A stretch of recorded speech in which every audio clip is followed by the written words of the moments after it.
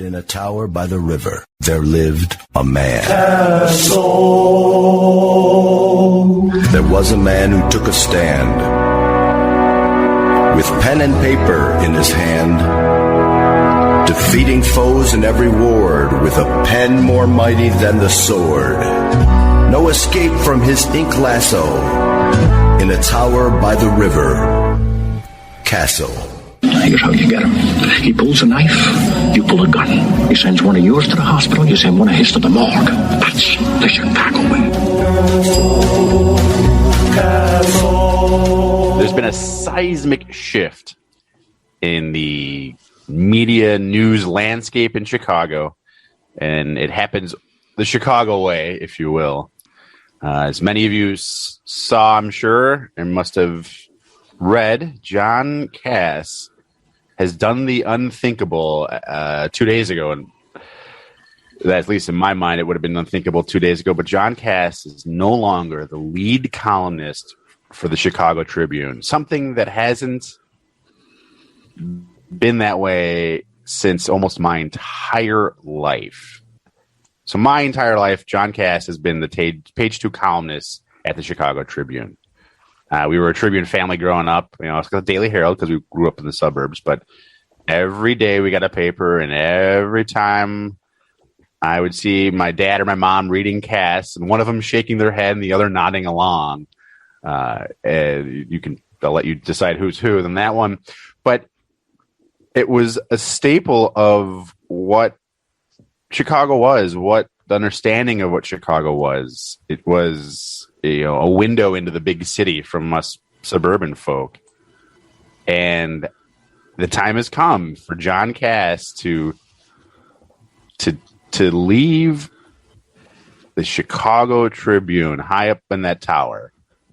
And you've come here to the Chicago way to get the 411, to get the scoop on what happened, how it happened, why it happened, and what's next for John Kass. And we are going to deliver that to you today for the next 25 minutes. And we couldn't do that without one John Kass. Casso, how are you? I'm great, Jeff.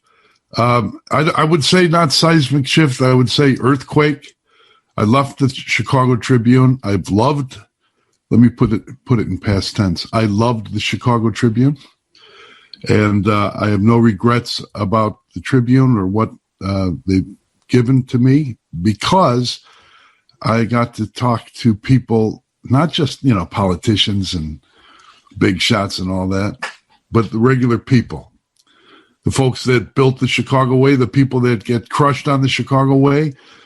And the Chicago way extends everywhere. But, we have a new sponsor, Jeff. A new sponsor for the Chicago way. First sponsor. Yeah, we're taking sponsorships now. This is no longer a passion project, but we'll get to that in a second. But yeah, who's our first sponsor, John? Our first sponsor is none other than JohnCassNews.com. Yeah.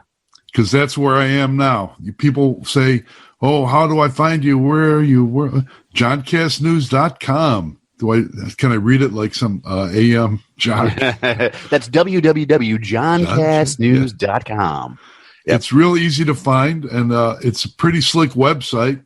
It is. I'm going to write columns there. I'm going to, you're not going to miss me. You're not going to miss the columns. I have, after Jeff and I get done, I got to start writing. And you can find also, you can subscribe by email. It's free. You can subscribe. You can comment there. It's just really nice. JohnCassNews.com, and I feel really good about it because I've been feeling really bad, extremely bad for quite some time, and I thought that my final column, which kind of shocked a lot of people, including in the newspaper, some knew it was coming because of circumstances around what was happening with the buyouts, but others were surprised. And I just wanted to, in the last column, I just wanted to thank my readers because they've always had my back. They had my back when Daily wanted to get me fired early on. You know, with the infamous, what was that? The infamous, let's say, Italian parade queen incident, right? Where daily held news conferences, morning news and night, trying to drive me out of the paper. And then the Chicago Tribune was run by journalists who said, no, Mayor, you don't dictate who's going to, Right. don't dictate our moves. That's not how it works. And then, later with the Duffs, Daly's friends, the Duffs, tough guys that came down the stairs swaggering at Gene and Giorgetti and they asked, why don't they see my children play in the front yard? After I'd been going after him for years. And Tom Serafin and the late Joe Tiber and Police Superintendent Leroy Martin were there. Kind of stupid, right? To speak in front of these guys. And I wrote a column about it, and the Tribune backed me. And, the Tribune backed me. I mean, the readers backed me and said they'd stand in front of they said they would stand in front of my driveway. Yeah. And when I saw that, when I read that, I realized that I wasn't writing for the editors of the Tribune or its shareholders or any of that. What I was writing for were those people who were going to stand in my driveway and said so. Cops, firemen, firefighters now, I guess, teachers, everybody. So many people. And then they stood up for me again just last year when everything went kind of curdled. And I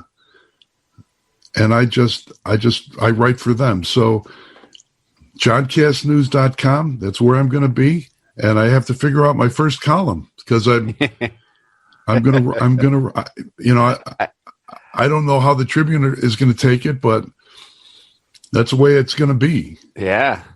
You got to make you. I mean, so John, take me to the moment when you had to say to the page turn and you're like, okay, I got to do this. I got to do this thing. Was it an email? You had to write a letter, a phone call to accept the buyout. I mean, take me to that moment because I got to feel that there's a lot of nervous energy or energy going into that. Not nerves, but just that feeling that everything you've done to this point, and you're essentially closing the door on that part of it. I mean, take me to that moment when you're closing that door, essentially. Well, I will. I'll take you all to that moment, but I'm not going to talk about legal stuff like buyout or separation agreements. All that stuff is in the hands of lawyers. We went around with it. We went around and around. My last column, some wanted me to say that I wasn't fired, and I wasn't fired, but I'm not going to get into that stuff because it's just a legal thing. But emotionally, I never wanted to leave the Tribune. And I felt emotionally, separating all the other stuff, I felt that the Tribune left me. You could see it over the years. When I started, the Chicago Tribune was the conservative voice of the Midwest. And I'm a conservative. I grew up in Chicago as a Democrat. I was part of I supported Carter, supported Jimmy Carter. Peanuts. Yeah, peanuts, Jimmy. But things changed, right? The Democratic Party left me. I didn't leave them. The Chicago Tribune left me. In the sense that you could see things. It's not just me. It's not just me in the Tribune. It's, I think, readers and news in general. We've talked about this with Tom Bevan a number of times, and I really loved that interview we did with him a couple times ago. All right. And he breaks it down. The universities spewed out wokeism instead of scholarship. And you know what's funny? Young reporters go to university too. Right. And so newsrooms across the country, look at what's happened in the New York Times and the Wall Street Journal. Newsrooms across the country have gone woke, and there's no trouble, no problem with people having different ideas. That's what I love. Don't you, Jeff? Isn't that what we do? Absolutely. I want different ideas. Remember Herb Kupcinet years ago? Some people might not remember him. That's how much of a geezer I am now. But Herb Kupcinet talked about the lively art of conversation. Mm-hmm. And he had Malcolm X on his show, which I wish he was alive so we could have him here on the Chicago Way to tell me what Malcolm X thinks of all these woke white liberals. But all that changed. All that began changing. And I thought that the column I was writing or wanted to write, which was sometimes politics, sometimes, people in the neighborhoods, those people were not being listened to. The people that listened to the Chicago Way were not being listened to by what we call now mainstream media. Yeah. And unfortunately, when they're not listened to, then that opens up avenues for other people to become more extreme. And then the other side becomes more extreme. And then they fight over extreme positions. Most people just want to have a beer, sit in their backyard, make sure their kids are safe, maybe retire with, so they're not, working at Walmart till they're 90, which I hope I won't be if John Kass News works, and I hope it does. I don't think that color would look good on you, John. You don't think so? Nah. Well, guess what? If you lose your restaurant, what do? You open up a hot dog stand. If you lose the hot dog stand, you sell apples on the streets. If you do that, if you lose that, you shine shoes. And my family, my grandfathers did all that. My grandfather was a shoe shiner when he came to America. That's why I never understood all this, you can't go to a shoe shine guy. My grandfather did it. Because people do what's necessary. Everybody listening here does what's necessary for their families. And it's all I'm doing by starting this new thing, John Kass News, and inviting people to come along for the adventure. And Jeff, it is heartbreaking. Yeah. It was heartbreaking. It was the hardest column I ever wrote in my life. Yeah. And that was probably more my question is that probably better phrased as, how was it when the last typewriter strike of that last column? I know we're not using typewriters anymore, but you get my point. I mean, what was that? I mean, that was the moment, and then that door closes, right? I mean, I have not made that many tough decisions in my life like that. That's for sure. But we've all made tough decisions. Sure, but not like that. I mean, not seismic. And John, for the record, seismic shift is what the technical term of an earthquake is. So it's the same thing. Sorry, Mr. Science. You'd see at the bottom of the column, there's a line, the last line. Let's see. Let's see what happens. And then the last line is -30 dash. Mm-hmm. And I worked on it with our good friend, Kristen McQuarrie. Great boss, editorial page editor of the Chicago Tribune. She was just great. And it was tough for both of us and quite emotional. Yeah. But she understood that I had to write this, and she shepherded through so that nobody could make any last, little tweaks and changes. They know I'm leaving. Maybe they want to change or try to change what was in there, and she wouldn't allow that. She is so courageous and such a virtuous person, a good person. Yeah. And that last headline, to my loyal readers until next time, I thought was pretty gracious of the Chicago Tribune. Because they didn't know what I was doing. They didn't know I set up the johnkassnews.com. So the moment, Jeff, tell the story, Jeff, because you were there involved. You're talking about the scoop of your last story? after the Trib leaked it out that I was leaving and Crane's got it. Right. Which I thought was unfortunate, but that's okay. Yeah. I'll take you to the scene, and on my, John and I've known this, obviously, for John was letting me know pieces of this and for weeks now, but I didn't know everything, obviously, because that's not how things work. But I did know ahead of time, and it was tough, John. Everyone around the station at WGN is talking about this person leaving and that person leaving. Oh my gosh, and this. And of course, there's me being like, yeah, the Tribune's never going to be the same. Oh yeah. And John, on the Friday, this is the Friday that this all went down, had sent me a note. I don't remember exactly, but you were telling me that the plan for how things were going to roll out, that the column was going to go this time of the day, and then you and I were going to do the podcast at this time, and you mentioned that the website was ready and it was good to go and it was going to go live, and kind of crafty, huh? Yeah, very crafty, very. Your brother would be proud in the clandestine world, that's for sure.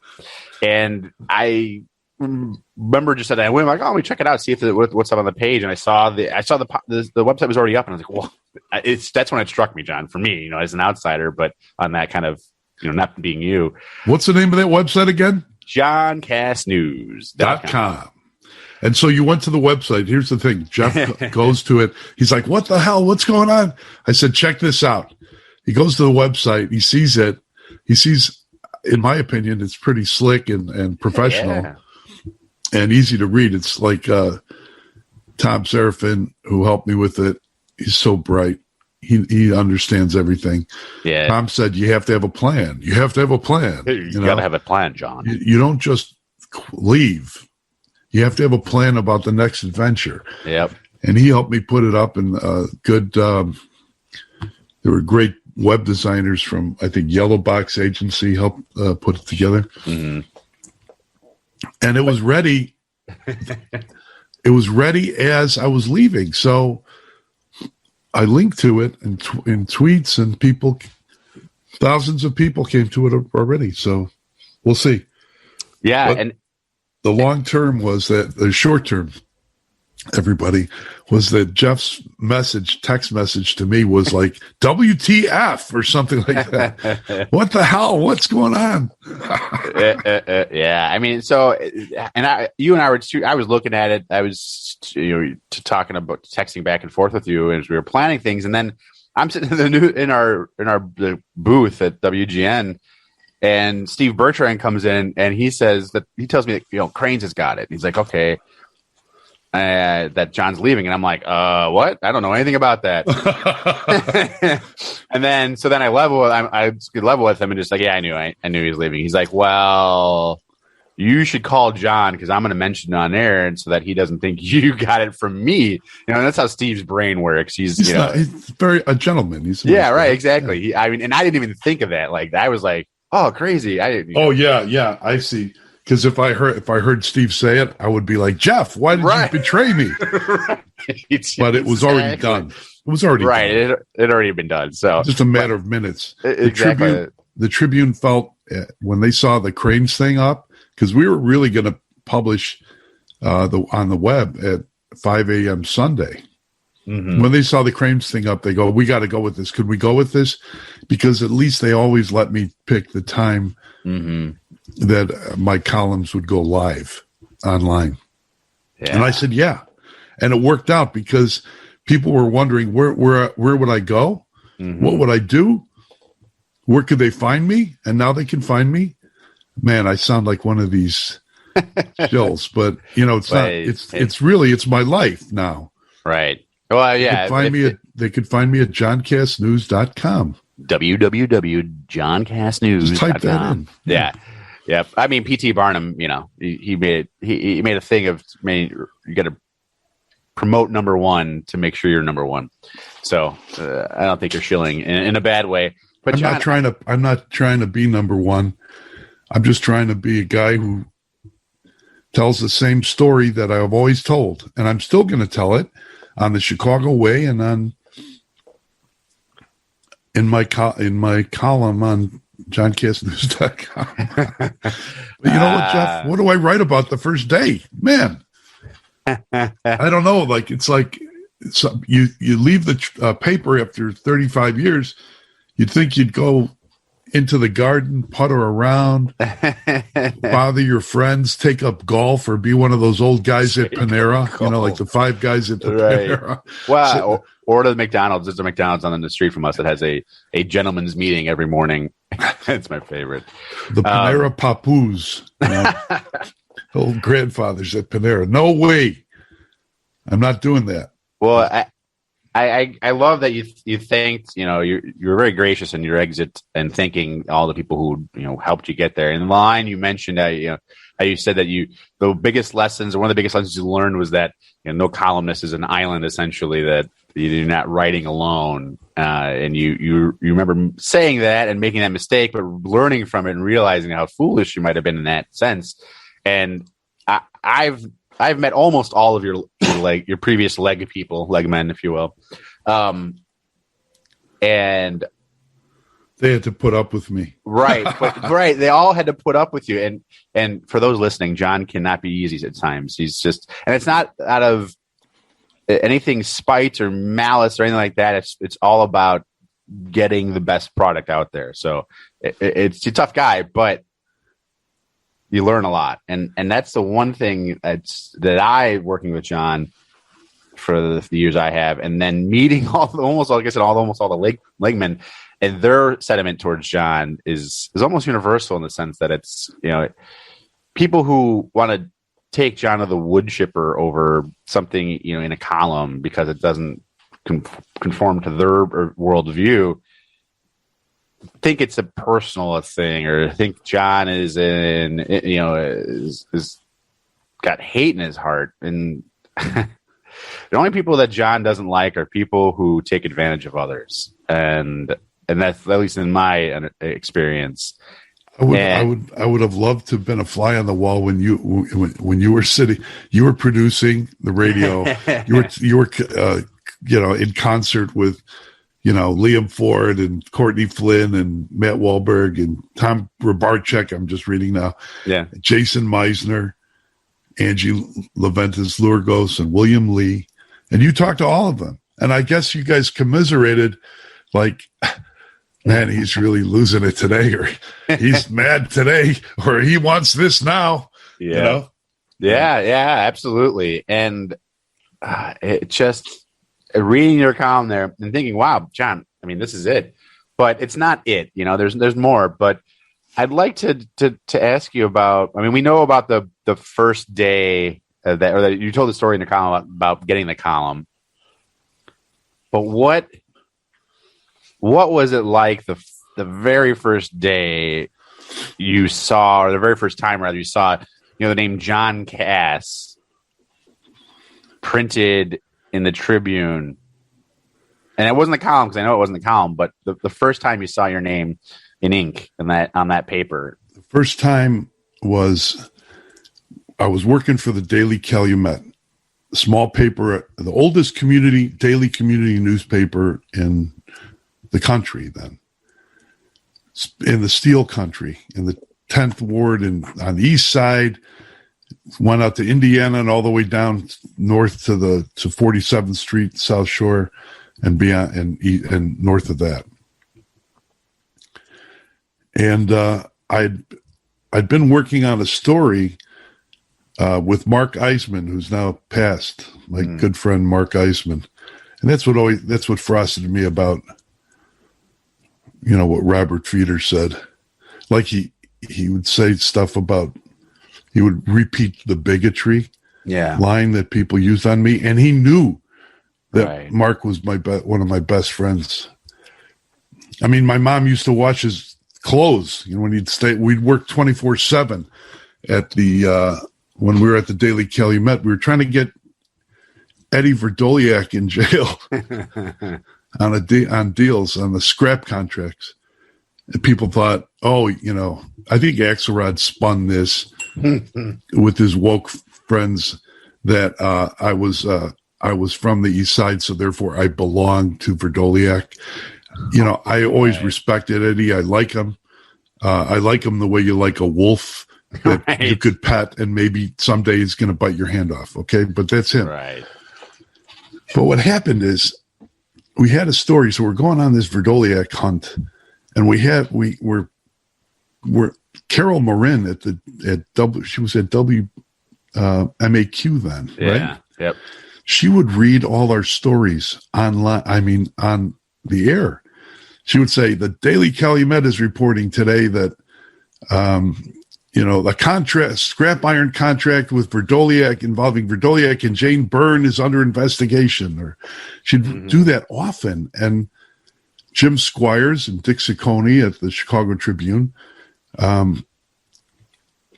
they started paying attention because in those days, Jeff, every newspaper had some copy kid, and I'd been one of them. I was a copy boy assigned to watch the newscasts, write up a report on what if they had any breaking news that we should follow. So we were getting into the editor's attention that way. And then there was a story. It was another story that the Daily Calumet did not want to publish because they were afraid of Harold Washington. And it was about Clarence McLean. You remember him, the guy with the wig, the former pimp and top advisor to Mayor Harold Washington, reformer, right? Right. Very lavish. So, it's nothing. There's nothing like white liberal journalists to be intimidated by guys who would call them racist. So everyone's like, what? Clarence McLean? What? We don't know. Yeah. All right. He was the top paid advisor to Harold Washington. He was a pimp. He's a nice guy. I met him and took him to lunch later on. And I went to his wake. And guess who paid for his wake? Eddie Verdoliak. What? Yeah. That's the type of guy Eddie Verdoliak is. I know. Sure. Right. So anyway, we had this story that Clarence McLean, top aide to Harold Washington, was a slumlord, and he had like 3 buildings, and there were like 157 building code violations in one. There were Section 8 tenants. There were rats throughout the apartments, and he would ride up in a limousine, a city limousine, to collect his rents because he charged the girls who worked there extra cash. Now, I don't know how that works, right? I mean, wait, you're on Section 8, but you have to pay cash too? What kind of game was Clarence playing? Right. He's dead now. We never will know. But it was a hell of a story. So the Tribune wouldn't take it. I mean, Daily Calumet said, no, we can't take it. The mayor will kill us. So I was at Columbia College. I knew some people there, and I took it to the Sun-Times. And the Sun-Times was interested. They said, what do you want? And I said, we want a byline, and we're looking for a job. We were kids. I was like 24 years old, 25. And they said, we'll think about it. So I get back to City Hall, because I was a City Hall writer then. And I get back to City Hall, and they're going to think about it, right? And Ray Hanania in the City Hall press room shouts out, Harry Golden, who worked for the Sun-Times. Yeah. Al Mutter, your editor, on line 1. And I looked at him. Al Mutter, I'd just spoken to Al Mutter 5 minutes ago. And Harry picks up the phone on the PAX line in the City Hall press room, full of smoke and wise guys and politicians. The smell of leftover martinis. Well, yeah, and bad breath. And Harry picks up the phone at his desk across the press room. It's a big open room. And he looks at me. He gives me a look. And that's all I needed to know. And he left. He walks out. I'm not going to follow him down the hallway. Like, Harry, what are you doing? Are you guys screwing me on the story? I knew what they were doing. So I get a call an hour later from a source in the clerk's office. And they're like, I've got Basil Talbot, Harry Golden, and all these people. They want the records. They want the records for Clarence McLean and the lawsuits and all that, the slumlord stuff. He said, what am I supposed to tell him? Because the records were in the trunk of my car. I'd taken them all out of the city hall, out of the county. You're not supposed to do that, but I did. I don't know why that happened. Is there like a statute of limitations so I don't get arrested by Dorothy Brown or whoever's her successor? Yeah, right. Anyway, because they could track something like that with their archaic system. Sorry, a different story. So the records are in my car. They can't find them. I call Iceman, Mark, who's like passing. He was studying for the bar at DePaul University. Mark, at the same time, was working on these stories with me. He's studying the bar. He's a smart lawyer, great guy, smart. And he's like, "Oh, what do we do?" And he said, "Do you know anybody at the Tribune?" And I said, "Yeah, I do. I mean, I remember going on a date once with Ron Koziel's daughter." So I called Ron Koziel. And I said, "Mr. Koziel, you might not remember me." He's like, "Who is this?" I said, "This is John Kass. I work at the Daily Calumet now. I dated, I don't know, Donna or something. One date. She was a nice girl. We went to the movies, Choral Theater or something. I don't know." And he puts me in touch with Monroe Anderson, who was the City Hall writer at the Tribune. But I didn't want to just go up to Monroe cold. Right. So Monroe put it together, and Mark and I got into a cab with Monroe and about 20 boxes worth of files. And we go into the Chicago Tribune. And it was a cold day in the fall. And we walked through those gigantic, the doors and the big lobby of the Tribune Tower. And Monroe calls copy boys, and I had been a copy boy there, and you see all the inscriptions on the walls. Mm-hmm. And they put all the boxes of files on a cart. And then we go up to the fourth floor, the newsroom. Mm-hmm. And then Monroe says, "I hope you guys know what you're doing, because I'm going to look like an asshole if this is bullshit." And we reel the carts all the way to the back to the glass walls on the fourth floor. And there in the room were the top editors of the Chicago Tribune. There were like 10 old men, probably my age now, wearing white shirts, all of them, and ties. There was Jim Squires, the editor, Dick Ciccone, the managing editor, Doug Neeland from the New York, formerly of the New York Times, who later tried to get me fired because he said I couldn't write a report. John Crutzen, and they were all there. And it was like something out of All the President's Men. I swear to God, it was freaking me out. I was like I was tingling. And while the other reporters they had reporters there too, and they're going through the files, and sure, they're like, "This is here, this is here." So they knew that we had our stuff. And Dick Ciccone, a former, I think, tank commander in Vietnam, not one of the wokest wimps of modern day. He looks at me and he says, "Your newspaper doesn't want this?" And I said, "No, call them." So they called them. Sure. They want to be picking someone's turf. They called them and they said, "No, we're not interested." So then he comes back and he says, "So what do you want in this room with all these guys, all these executives smoking? Everyone's smoking. They have their shirt sleeves rolled up, right out of the movies." And Ciccone says, Dick Ciccone, "What do you want? Credit?" And Iceman says, "Precisely." And I said, "Yeah, we want credit." So they went through all the stuff. We stayed up overnight. We stayed up all night. And by 9:00 in the morning, we had a memo where all the evidence was. Mm-hmm. They took it, they put it together, they confirmed it. Andy Knott and William Rechtenwald, remember him? He was a top investigative reporter from the BGA who had been at the Chicago Tribune for years. And both reporters confirmed it all.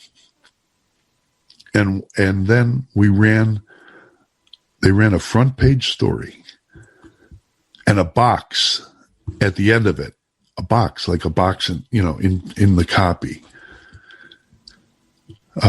Something like reporting or information for this story was originally reported by John Kass of the Daily Calumet and Mark Eisman of the Chicago a freelance reporter. And the Tribune has verified all their information. That's all it said. But that was our credit, right? Right. At the back end, we didn't get a call byline. That was for the reporters who went through it. Right. And but that was the first time I saw my name in the paper. And so then a few weeks later during the Bears game, Bears are playing Oakland at home.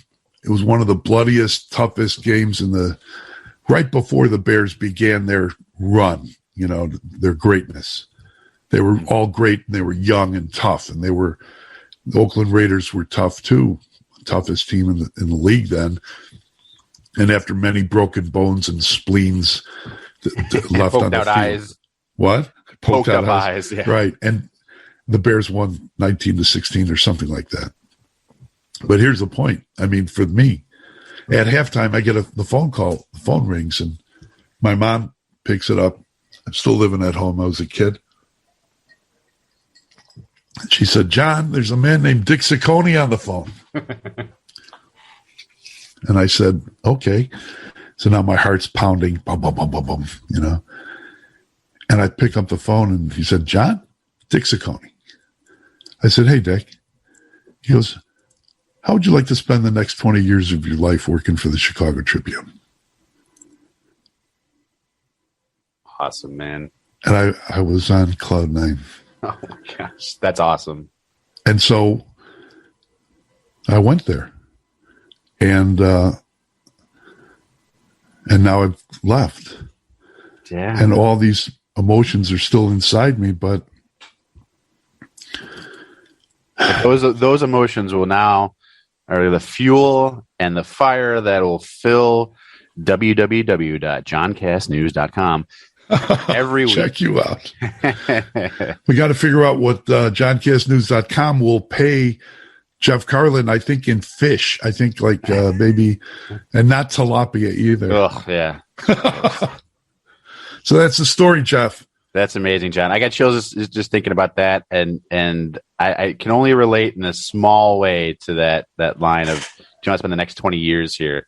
And I just, when I started at WGM, same kind of concept, but I can't imagine that feeling, like that. You tell me that your heart beating and that idea of, what did I just do? Or I hit it now what kind of thing. Yeah. And then to put in the work for so many years and to hang up. And I know it isn't probably 100% on quote your terms, but do you feel at least you've been able to control it the way it's happened here? When I took the job as the columnist, lead, whatever they call it, whatever they did to it last year, but when they gave me the job as the page 3 columnist, the editor, Howard Tyner, the one who came up to me and said, what's your next column, when I didn't have one? And I said, well, I'm, like I said, the last column, it's supposed to rotate the column. I'm not supposed to write one. And he said, no, you're writing one. Right. Start writing. So when he and Anne-Marie Lipinski took me to lunch, what I didn't say was that we went to Shaw's, which I like, but they said no smoking, and then they ordered iced tea quickly. So in other words, Kass can't have a cigarette and he can't order a martini right away. And I'm like, holy shit, geez. If I had been with Ciccone, we'd have gone to Gene and Giorgetti's. That would be a different deal. But I love them both, and I love Ciccone and Anne-Marie, of course, and Howard. So when they offer me the job and they give me the page 3 wrapped up in a ribbon, Anne-Marie did that, and then I'm like looking at it. As I said in the column, there's a picture of the Pope. Yep. And I was like, what? What's what am I going to be, a religion writer? And I didn't make the bear joke, the Pope and the bear. I did not. I was like, what? I just was stunned. I was like, what is this? And they say, no, this is your page 3 then. So what happened, Jeff? Am I going on too much? No, hey, this is what people come here for. So what happened is they said, you want to talk about money? And I don't know, like sometimes you have a moment of clarity, like even when, I'm an idiot. I know that. And sometimes I'm not clear, but this time I had a moment of clarity. And I looked at him and I said, guys, if I take this and I suck, I'm out. So let's not talk about money now. The only thing I want, and if I'm good, then I'll get paid. Because right then, by the way, I was on the lowest end of the pay scale at the Chicago Tribune, lowest end. Right. I didn't go to college. I wasn't part of the cliques. Up there they started big nice money. I was making like nothing, and I had 2 kids. Betty and I had the 2 boys. They were twins, and we needed some money. That's why I did this. Right. So they said, I said, okay, we're not going to talk about money because if I'm not good, I'm gone and money doesn't mean anything. But I do have something to ask for. And they said, what? And I said, I'll do this as long as nobody ever comes up to me and tells me what to write. The first time that happens, I'm done. I'm walking out the door. And I want this understood from you, and I hopefully anyone else who comes after you. And we shook on it. And Anne Marie, of course, would never breach an agreement, and neither would Howard. And they were old school Tribune people, even though she was young and Howard was kind of old.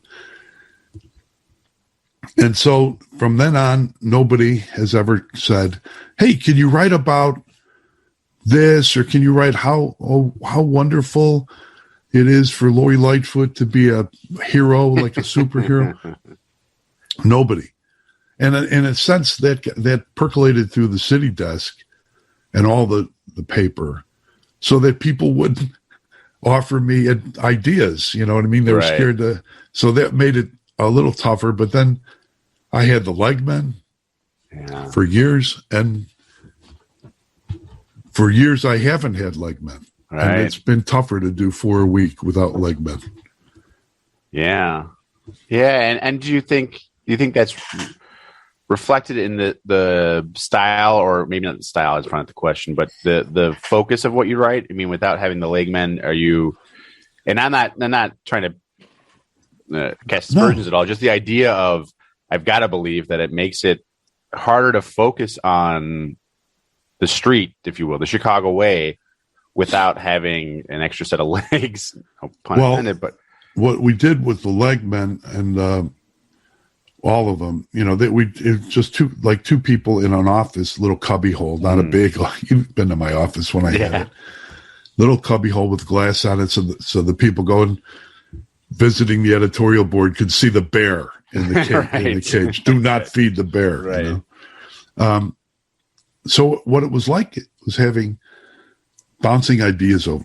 It's like working with a producer, right? Like when we worked at WLS or here with this, we talked about where we're going to go, what does it look like, and people offer different options and angles, and that's what really a Legman is good for.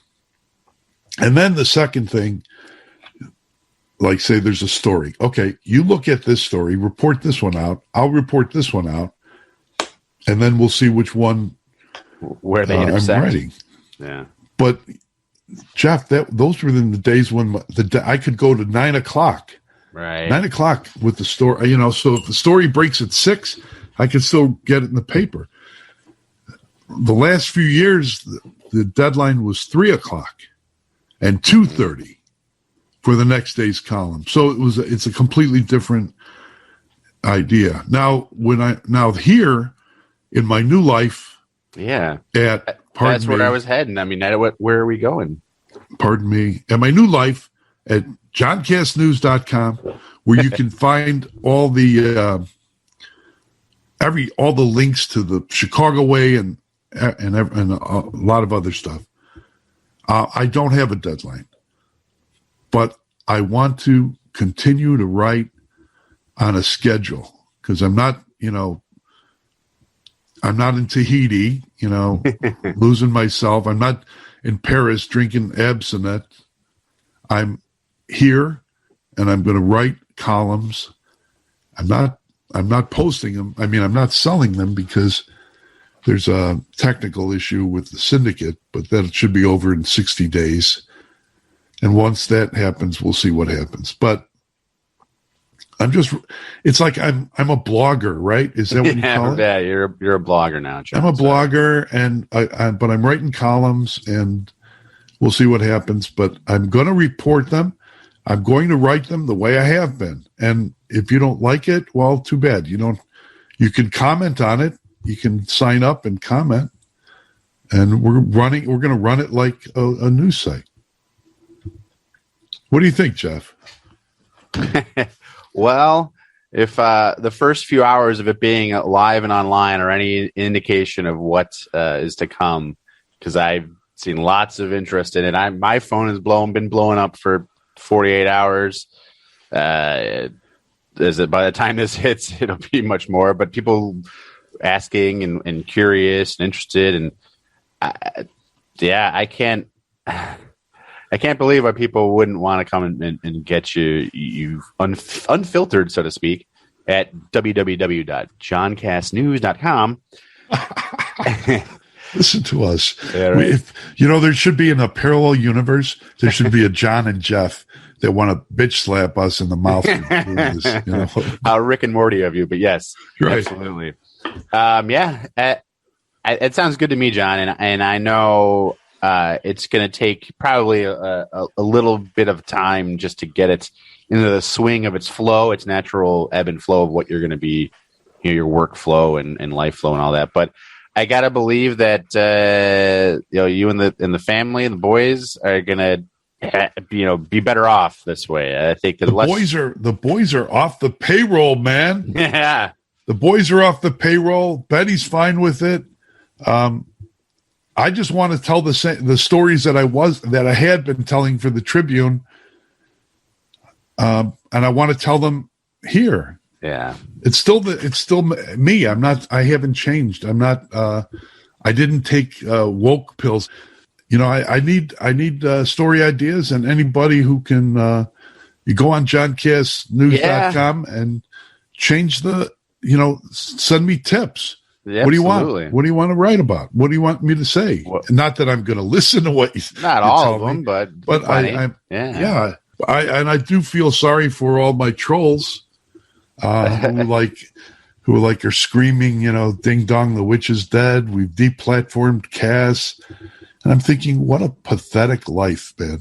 Yeah. What a pathetic life. Like you do that. There are stories out there, people. There's like dueling lemonade stands in the city. There's a corner where there's dueling lemonade stands. Kids are like competing with each other and they're screaming at each other back and forth. It's like the Tribune and the Sun-Times in the old days. Or there's so much to do. There's a Catholic school in Little Village that has like a 99% college admission rate. 99%. It's pretty interesting, isn't it? What do they do that public schools don't do? There's all sorts of stories. That's lots of stuff like that, John. So I think that this is going to be a really interesting journey for you to see. Getting back to the readers, the people you're listening to, the people who would have kept the lights on, will keep the lights on. I think that's going to be the power of this, because people are tired of being force-fed stuff now that they're realizing they're being force-fed stuff that is agendaed across all sorts of media platforms. And I think the independence of people like yourself, people like plenty of other of really interesting people and writers who are now in the same position, who, for lack of a better word, are unfiltered. And like you said, no one was telling you what to write at the Tribune, right, explicitly. But at the same time, there is the idea of, keeping the idea of what should be written. What should be written to keep things in the scope of what is expected. When I started, Jeff, there was an understanding, and all across journalism, columnists can have opinions, and right.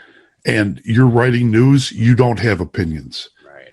But it became the narrative. You ever hear that word? The bleeping word, narrative. I was one of those writers who was writing long form political stories, and they were talking about the narrative. And that's how we went off the rails. Right. And then narrative became everything, and facts became nothing. And then it was like our facts versus your facts. And that's done. I'm done with that stuff. Right. I'm done with it. Well, you're not done with the Chicago way, and that will be where it'll live.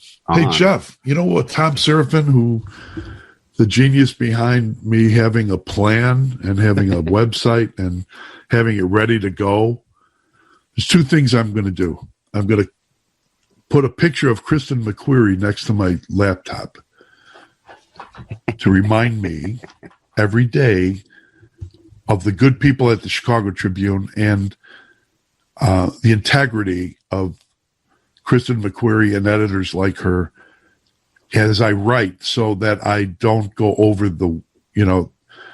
I'm not like, sometimes you're a horse and you have to run to the edge of the cliff, and you hope an editor pulls you back.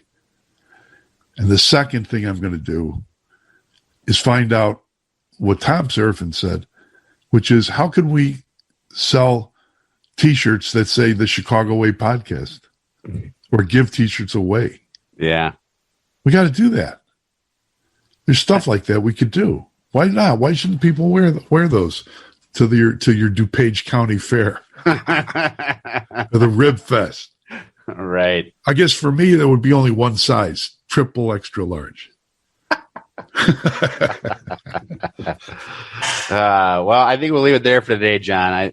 We've been rambling long enough. More me than anything. John, I'm excited for you.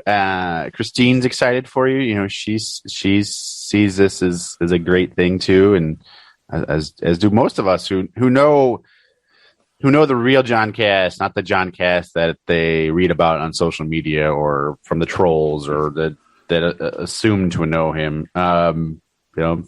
It's gonna be great, and I can't wait to be a part of it.